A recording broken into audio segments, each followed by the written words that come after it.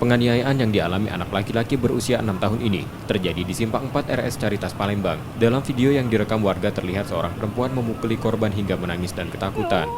Dari rekaman video yang ramai di media sosial, Unit Perlindungan Perempuan dan Anak Polrestabes Palembang meringkus tersangka yang merupakan ibu korban.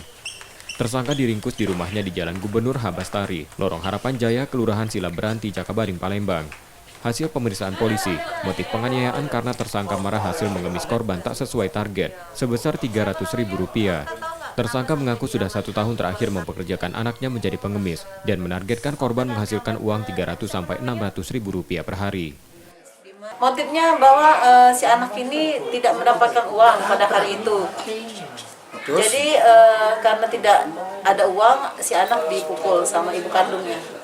Jadi per hari Bu, dia mesti dapat uang berapa Bu? Informasi dari terlapor ini sekitar antara 200, 350 sampai terakhir tadi informasi 600.000 satu hari. Itu kalau biayanya nggak sampai dari situ baru si pelaku ini menganiaya si korban Bu ya? Baru si anak dipukuli. Kalau si anak setelah keliling tidak mendapatkan uang.